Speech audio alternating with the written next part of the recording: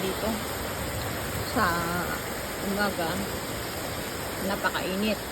Paggabi, napakalakas ng ulan. Mabuti ng birthday ko ka nang hindi umulan yung that time. Exhaust lang ko. Sabi ko nga sa inyo, tuloy-tuloy ko eh. Yung kapitbahay namin, hindi nila tatanggalin yung ano. Kasi nga, pang kontra yan sa init at saka lamig. Hindi nila tatanggal. Diba, dapat pa kayo yung kapitbahay. Ay, Diyos ko. God, mag-ingat kayo kahit paano sila sa mundo. Wala talagang safe yung ngayon. Oh. Balik na si Papa God.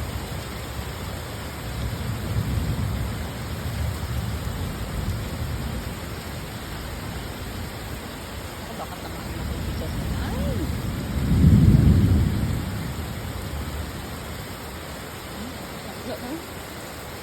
Ay, bumanga ka mo. Ba? Para naman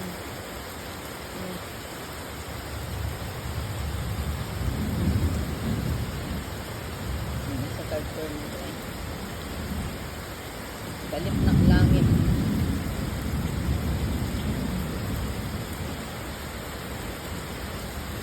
Pero bukas, init naman yan. Tag-init na naman yan bukas.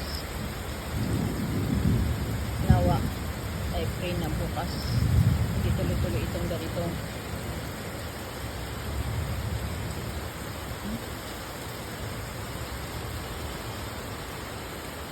Ako baka tamaan ako dito ng kita Jesus.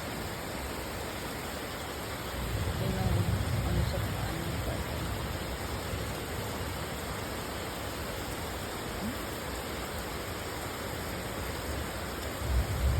Oh, grabe. Pray lang tayo mga palangga. God is good. Survivor tayo. Ay, Diyos ko.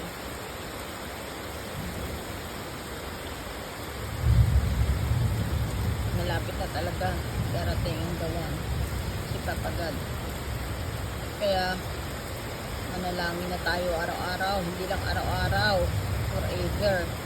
Lumapit na tayo sa Kanya dahil malapit na talaga siya darating.